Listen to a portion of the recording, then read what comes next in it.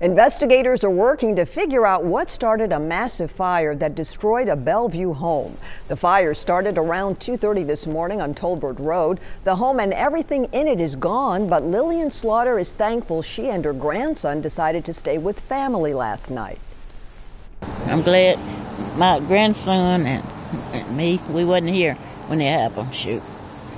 But we would have been burned up too, I guess. Slaughter's two dogs are also safe this morning. She'll be able to stay with family until she figures out what to do next. Firefighters had to rush to the scene of another fire for a second time. This one happened off Dickerson Pike in East Nashville. Sky 5 was there as crews put out new flames this morning. This home was destroyed when flames overtook it last night. We're told the home was abandoned. No word on a cause yet.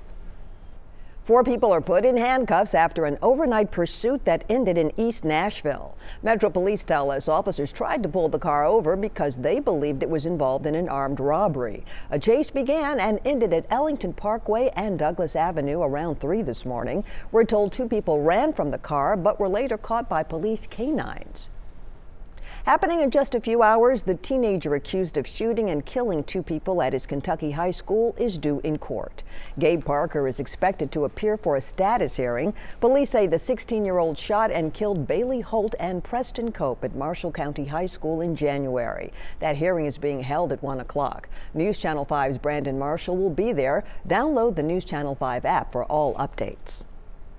Survivors of the Marshall County shooting are planning a protest at Murray State University tonight. NRA President Oliver North is expected to speak on campus. We're told relatives of Waffle House shooting victim Aquila Da Silva will also be there in protest.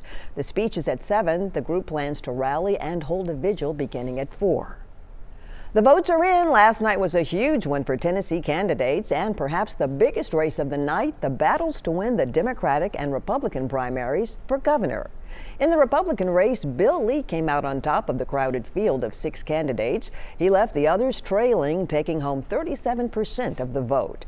Lee will face off against Democratic candidate Carl Dean, who is the former mayor of Nashville. Dean took 75% of the vote in that race. To get to the governor's mansion, Dean now has to convince voters across the state to vote for a Democrat, something that hasn't happened in 8 years. And you can see all of the candidates' speeches in their entirety on our website. You'll find links right on the homepage of newschannel5.com. Happening now, there are urgent rescues underway in Southwest Virginia, where there are concerns a dam may have been compromised during severe weather. Heavy rains caused flooding late last night in Lynchburg, Virginia. More than 100 homes are being evacuated over fears the College Lake Dam could fail. The National Weather Service warns if the dam is compromised, 17 feet of water could flow into homes in just a matter of minutes. This video is hard to look away from. That's a massive 60-mile-long dust storm that took over Phoenix last night. About a dozen homes were damaged or destroyed. One actually collapsed with a family inside. Thankfully, they were all able to crawl out to safety.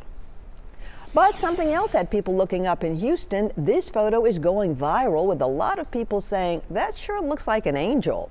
The divine image has garnered hundreds of reactions on Facebook. Looks like one to me too.